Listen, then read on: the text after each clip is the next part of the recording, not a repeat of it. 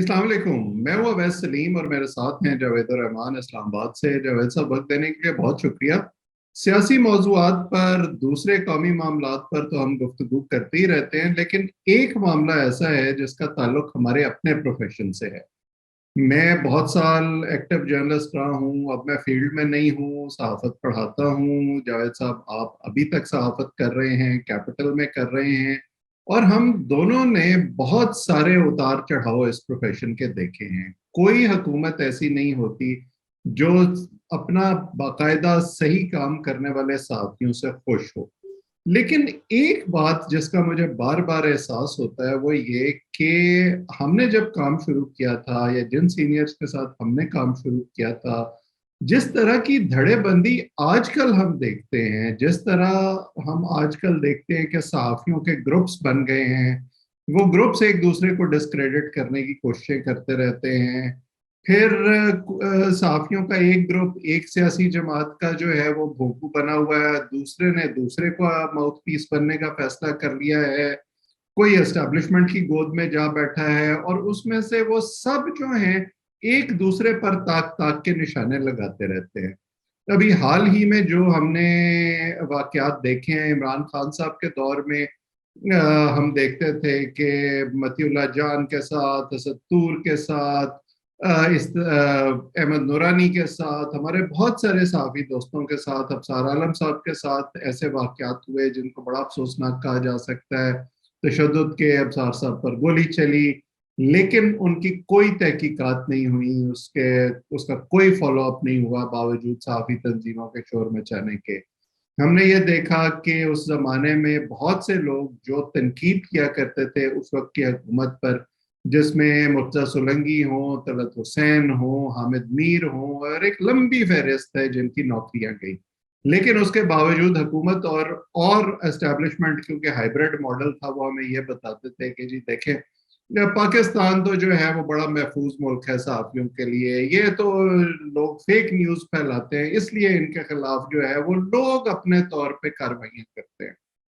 अब ऐसे लगता है कि कैसेट की ए साइड खत्म हो गई और बी साइड शुरू हो गई है। अब हम देख रहे हैं कि कभी अयाज अमीर पर हमला होता है, कभी अरशद शरीफ साहब ये कहते हैं कि मुझे धमकाया जा रहा है, अब इमरान रियाज को गिरफ्तार कर लिया गया है, और वो जो उनके खिलाफ एफ आई आर्स हैं, वो तमाम एफ आई आर्स जो हैं ऐसे लगता है उनकी एक ही टेम्पलेट है, और वो बड़ी मखसूस किस्म की लैंग्वेज है जिसके बारे में मैं और आप जानते हैं कि वो किसके ईमा पर दर्ज की गई है। तो मुझे आप ये बताएं कि अब जो है, अब ये ग्रुप खुश हो रहा है जिनको पिछले दौर में मार पड़ रही थी कि जी बड़ा अच्छा हो रहा है इस वक्त, और जो अब मुश्किल का शिकार हैं वो पिछले दौर में खुश हुआ करते थे, बल्कि उनकी वीडियोस पड़ी हुई हैं, वो डिमांड करते थे कि जी हुकूमत के और फौज के खिलाफ बात करने वालों पर जो है वो बड़ा सख्त एक्शन होना चाहिए। तो ये किस दौर में हम आ गए हैं? ये सहाफत हो रही है, ये सियासत हो रही है, ये एक्टिविज्म हो रहा है, मुझे तो कोई समझ नहीं आती। आप जरा अपना ख्याल मुझे बताएं। जी बहुत शुक्रिया। वैसे सलीम साहब, मैंने एक रिसर्च पेपर किया था, वो था factors affecting investigative journalism in Pakistan, इससे मुतल्लिक था। और मैंने ये जो इन्वेस्टिगेटिव जर्नलिस्ट हैं इन सब से पूछा था। अच्छा, उसकी जो फाइंडिंग्स थी वो उसमें हमने देखा था कि biased approach, editorial policy, senior से अपना टिल्ट, ये सारी चीजें सामने आती थी। और फिर वो पुराने जब हम देखें, वैसे जिस तरह से आपने बड़ी अच्छी बात की, लेकिन एक चीज आपने सहाफी होने के लिए एक चीज आप फिर भी खा गए, वो भी मैं अभी आपको याद देता हूँ कि आपने सहाफियों का जिक्र किया और सहाफियों के ऊपर जुल्म सितम, ये सारी चीजें, लेकिन सहाफी जब जाके इनकी सफों में बैठ जाते हैं उसका जिक्र आपने नहीं किया। हुकूमत बिल्कुल के साथ जब बैठ जाते हैं, जिनके बिल्कुल साथ दुरुस्त। जो जुल्म होते हैं, लेकिन बाद में वो वहाँ उन्हीं के साथ बैठ के पॉलिसी साजी में भी उनका किरदार होता है। दुरुस्त। अच्छा, ये एक जो सारी चीजें हम देखते हैं कि सहाफी सारा कुछ करता है, सहाफी के ऊपर तनकीद भी होती है, सहाफी ने देखना होता है कि वो किस तरह से अपने आप को ये शो करा सके कि मैं बायस नहीं हूँ। सबसे पहले जो आपसे क्वेश्चन पूछा जाता है, जो भी आप जनरल पब्लिक में जाके बैठते हैं, कि आप किस पार्टी से हैं। देखें, इमरान रियाज की जो खबर आई है, आपने बीबीसी में देखा होगा, बीबीसी की हेडलाइन क्या कहती है? वो ये कह रही है کہ پی ٹی آئی کی طرف ٹلٹ رکھنے والے جرنلسٹ جو ان کی طرف سے وہ رکھتے ہیں ان کے اوپر ان کو گرفتار کر لیا. اور بی بی سی یہ کہ وقت ایسا آ گیا کہ جو صحافی جس کی طرف ٹلٹ رکھتا ہے وہ اس کو چھپانا بھی ضروری نہیں سمجھتا. جس کو ایک زمانے میں برا سمجھا جاتا تھا اب تو اوپنلی لوگ کہتے ہیں کہ ہاں جی ہم ہیں ان کی طرف, آپ کر لیں جو کچھ کرنا. جی بالکل. اچھا میری بھی کچھ اسی قسم کی فائنڈنگز تھی کہ کم از کم جو بائسڈ ہیں, جن کا ٹلٹ ہے, ذاتی مفادات ہیں, جو ساری چیزیں ہیں, سینئر سے اثر لینا یا ایڈیٹوریل کی پالیسی ہونا, ان ساری چیزوں کو دیکھتے ہوئے ایک خاص مائنڈ سیٹ بن جاتا ہے ایک جرنلسٹ کا, جب جو نیا ایک کب جرنلسٹ جب جاتا ہے. اب اس کے بعد یہ ہوتا ہے کہ جب کچھ عرصہ اس کی گرومنگ جب ہوتی ہے, اس نے دیکھنا ہوتا ہے کہ میں نے ان ساری چیزوں کو رکھتے ہوئے اپنے آپ کو کیسے ظاہر کرنا ہے کہ میں میری کسی قسم کی کوئی سائیڈ نہیں ہے, میں کسی پارٹی کے ساتھ ایفیلیٹڈ نہیں ہوں. لیکن اب آپ بھی اور میں بھی آرام سے بیٹھ کے نام لے کے بتا سکتے ہیں کہ یہ صاحب ان کے ساتھ ہیں, یہ صاحب ان کے ساتھ ہیں. ایون کہ اب تو وہ کہا جاتا ہے کہ اب جو عام بندے ہیں جنہوں نے دیکھنا ہو آپ کا اے آر وائی, جنہوں نے دیکھنا ہو جیو, وہ جس مائنڈ سیٹ کے یا جس پولیٹیکل پارٹی سے کی طرف سے ان کو سکون ملتا ہے اس کو دیکھتے ہوئے, وہ یہ کہتے ہیں کہ یہ والا چینل لگا لیں اور یہ والے جرنلسٹ جو ہیں وہ ان کے حق کی بات کریں گے جو ان کے لیے بات اور کریں. وہ جو ان کے حق میں اور ان کے ہم خیال لوگ باتیں کر رہے ہیں ان کے خیال میں وہ مکمل سچ ہے. اچھا یہ اب عمران ریاض اور اس سے اگر ہم تھوڑا سا سکوپ کو تھوڑا سا قریب لائیں کہ ان کے عمران ریاض صاحب اور ایاز امیر صاحب, دیکھیں یہ دونوں ڈیفرنٹ, یہ کیس ہی ڈیفرنٹ ہے. کہاں ایاز صاحب اور کہاں عمران ریاض. عمران ریاض دیکھیں بہت جارحانہ قسم نے اس نے اپنے اوپر چیخ کے اس نے اپنے اوپر یہ ثابت کر دیا تھا میں پی ٹی آئی کی طرف سے ڈیفینڈ کر رہا ہوں, یا پی ٹی آئی کی کا اسپوکس مین بھی انہیں کہا گیا, بہت کچھ کہا گیا جب وہ گرفتار ہوئے. لیکن اب اگر ہم ڈیولز ایڈوکیٹ بنے, ان کا اور ان کے ہم خیال لوگوں کا یہ کہنا ہے کہ جی جو ایک زمانے میں مسلم لیگ نون کے ہم خیال تھے یا اور جماعتوں کے ہم خیال صحافی تھے, اور جب وہ فوج پر تنقید کیا کرتے تھے تب تو ان پر اس طرح کی کوئی مشکل نہیں آئی. حالانکہ جن واقعات کا میں نے تذکرہ کیا ان میں سے بہت سو کے پیچھے محرک وہی تھا. دیکھیں مشکلات تو ان کے اوپر بھی آئی تھی, لیکن اب ایک میں پچھلے دنوں دیکھ رہا تھا عمران ریاض ہی کا, پہلی تو سب سے پہلے یہ بحث چھڑ گئی کہ عمران ریاض یوٹیوبر ہے یا جرنلسٹ ہے. ایک تو یہ چیز بھی ہمیں تھوڑی سی دیکھنی ہوگی کہ اینکر اور جرنلسٹ کا فرق بھی آپ نے لازمی اسٹیبلش کرنا ہوگا, اور یہ کرنا چاہیے. دیکھیں میں اس پہ اپنا ٹیک بتا دیتا ہوں. میرے بھی بہت سے دوست ہیں. پہلے تو یہ ڈسکلیمر دینا ضروری ہے کہ عمران ریاض کے ساتھ بھی میں نے کام کیا ہوا ہے, وہ میرے کولیگ رہے ہیں ایکسپریس میں. دیکھیں جیسے ہر پروفیشن میں اچھے اور برے کی تخصیص ہوتی ہے ویسے ہی صحافت میں بھی ہے, اور اچھا اور برا بھی بڑی حد تک ریلیٹیو ہے. جیسے ہم بات کر رہے ہیں کہ کچھ لوگ ہیں جو ان کو بہت اچھا سمجھتے ہیں, کچھ لوگ ہیں جو بہت برا سمجھتے ہیں. میرا پوائنٹ یہ ہے کہ اگر آپ پریس کلب کے ممبر ہیں, اگر آپ کو ایک پلیٹ فارم اویلیبل ہے, اگر آپ باقاعدہ صحافی کے طور پر نوکری کر رہے ہیں, عمران ریاض نے ظاہر ہے کہ ایک رپورٹر کے طور پہ شروع کیا, اس کے بعد ان کو شو مل گیا, وہ اینکر اب ہیں, اس کے بعد وہ سوشل میڈیا پر بھی چلے گئے. آپ ممکن ہے کہ ان کے خیالات سے اتفاق نہ کریں, میں بھی نہیں کرتا بہت ساری باتوں پر, لیکن صرف ناپسند کی بنیاد پر آپ یہ نہیں کہہ سکتے کہ اگر میں پی ٹی آئی سے تعلق رکھتا ہوں اور متی اللہ جان پی ٹی آئی پہ تنقید کر رہا ہے یا ستور پی ٹی آئی پہ تنقید کر رہا ہے تو میں کہوں کہ یہ تو صحافی نہیں. یا اگر میں پی ٹی آئی کے حق میں ہوں اور جو ہے وہ عمران ریاض ہوں اور میں ان کا ماؤتھ پیس بنا ہوا ہوں اور میری ہمدردی کسی اور جماعت سے ہے تو میں کہوں کہ یہ تو اب صحافی نہیں. یہ جو ہمارے یہاں ایک روش چل پڑی ہے نا, چلیں سیاسی جماعتوں کے حامی ایکٹیوسٹ اس قسم کی حرکتیں کریں, اس قسم کی باتیں کریں, پھر بھی سمجھ آتی ہے. لیکن جب صحافی ایک دوسرے پر اس طرح کے الزامات لگانے شروع ہو جائیں اور ایک دوسرے کو اس طرح سے ڈسکارڈ کرنا شروع ہو جائیں, بڑا افسوسناک ہے. اور خاص طور پر اگر اس پسند اور ناپسند کی بنیاد پر مقدمے بازی شروع ہو جائے تو پھر تو یہ سلسلہ کہیں نہیں رکے گا، پھر تو دونوں طرف کے لوگ اس میں جو ہیں وہ شکار ہوں گے اور نقصان پروفیشن کا ہوگا.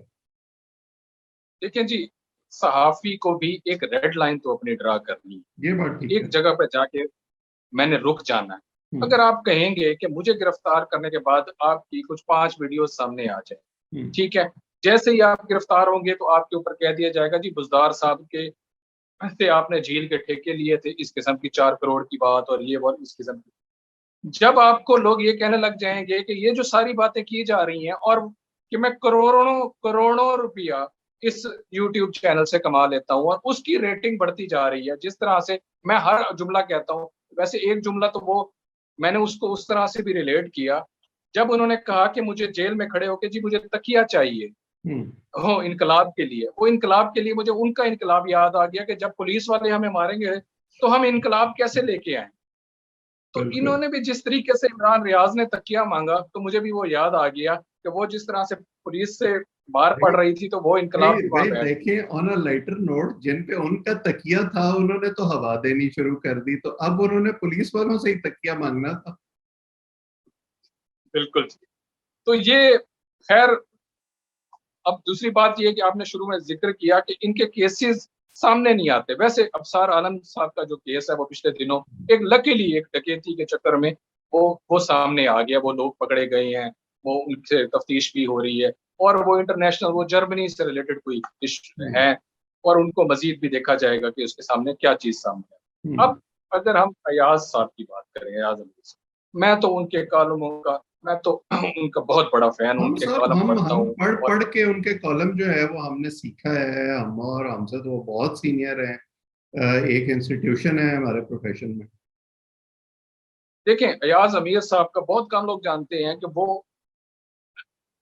وہ ان کا فوج کے ساتھ ان کا فوج میں رہے، بڑا لمبا عرصہ فوج میں، اور وہ ملٹری اٹیشی بھی رہے رشیا میں، اور وہاں بھی 71 کی جنگ میں بھی لڑے. بھٹو کے دور میں بھی وہ جب وہ گئے تھے، وہ بھٹو کے دور میں وہ وہاں فوج کے ساتھ ان کا تعلق. اب اس کے بعد جو ان کی جو باتیں ہیں، جس طریقے سے وہ انہوں نے جس پیرائے میں جو باتیں کی، انہوں نے تو کھل کے یہ بھی کہا کہ میں نے یہ جو باتیں کی ہیں اور ان کے اوپر میں سٹینڈ کرتا ہوں. مجھے رؤف کلاسرا کا پچھلے دنوں کا کالم پڑھا، اس کے اندر وہ کہہ رہے ہیں کہ ایاز امیر تو وہ بندہ ہے جب ٹی ٹی پی کے بہت زیادہ تحریک طالبان پاکستان سے متعلق کوئی بات کرتے ہوئے بڑے بڑے لوگ گھبرا جاتے تھے، تو یہ اس وقت بھی کالم اپنا اسی شد و مت سے لکھ رہے تھے اور لوگ ڈر رہے تھے کہ یار یہ کیا لکھ رہے ہیں اور کیا کر رہے ہیں. ایون کہ انہوں نے کبھی لگی نہیں رکھی، جن اخبارات میں وہ کالم چھپتا تھا ان کے مدیر جو ہیں انہوں نے بھی کہا کہ جناب تھوڑا سا ہاتھ ہولا رکھے.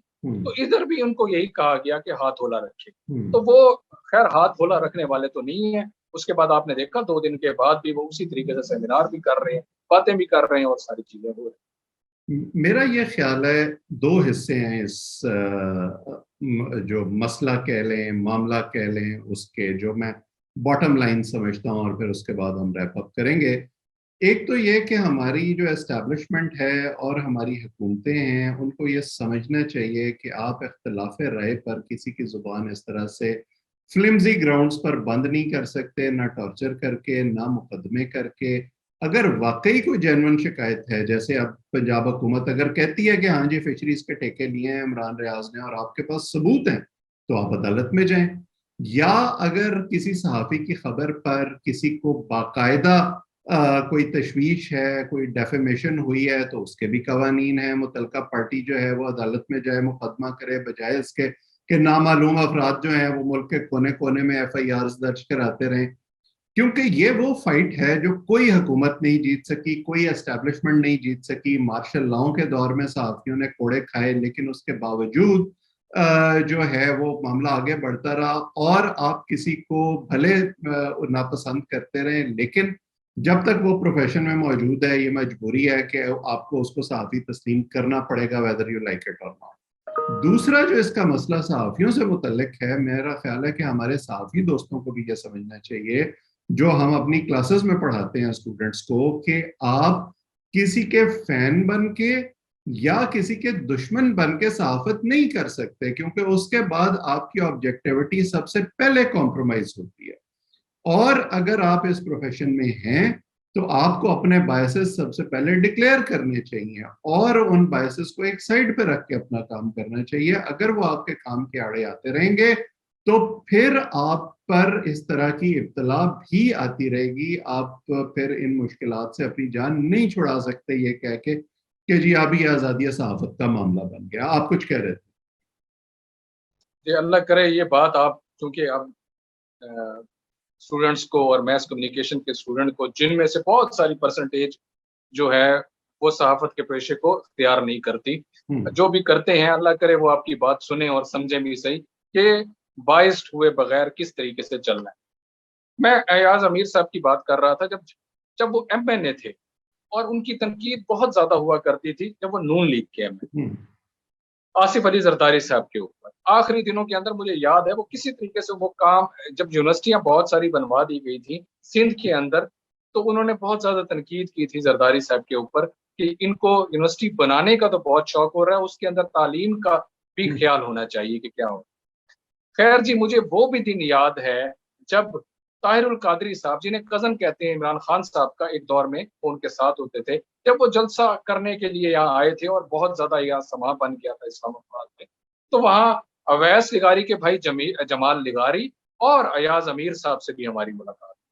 تو ہم نے انہیں دیکھ کے تھوڑی سی حیرت بھی ہوئی تھی اور میں نے ان سے کہا بھی تھا کہ آپ کو یہاں دیکھ کر ایک حیرت سی ہو رہی ہے کہ آپ پی ایم ایل این کی طرف سے بھی ہیں اور یہاں بھی آئے ہوئے ہیں, تو یہ کہاں کس طرح. تو وہ جس طرح سے وہ کہتے ہیں کہ وہ لگی لپٹی نہیں رکھتے, انہوں نے کہا کہ بھائی صاحب اس دفعہ کوئی ٹکٹ شکٹ ہمیں وہاں سے ملنے کی کوئی امید نہیں. تو وہ اب اس سارے سینیریو میں یہ بھی ذہن میں رکھیں تو مسلم لیگ نیون کے بہت بڑے کریٹیک تھی. ہاں یہ بات ٹھیک ہے کہ اور اس طرف آپ نے پہلے بھی اشارہ کیا کہ صحافیوں کو کانفلکٹ آف انٹرسٹ کا خیال رکھنا چاہیے کہ آپ کبھی جو ہے وہ لائن کے اس طرف چلے جائیں اور کبھی لائن کے اس طرف آ جائیں, تو پھر جو ہے وہ ظاہر ہے اس پر جو تنقید ہوگی وہ بڑی جائز ہوگی اور پھر آبجیکٹیوٹی تو نہیں رہتی. باقی بہرحال امید یہی کرنی چاہیے کہ بیٹر سینس پریویل کرے گی ہمارے صحافی بھائیوں میں بھی اور حکومتوں میں بھی اور اسٹیبلشمنٹ میں بھی. میرا خیال یہ تھا کہ اس ایشو پر ہمارا گفتگو کرنا ضروری ہے. امید ہے ہمارے دیکھنے والوں نے بھی اس سے کچھ پوائنٹس پک کیے ہوں گے. جاوید صاحب وقت دینے کے لیے آپ کا شکریہ. جو لوگ ہمیں دیکھ رہے ہیں وہ اس چینل کو سبسکرائب کریں تاکہ یہ گفتگو آئندہ بھی آپ تک پہنچتی رہے. آج اتنا ہی, آپ سب کا بہت بہت شکریہ.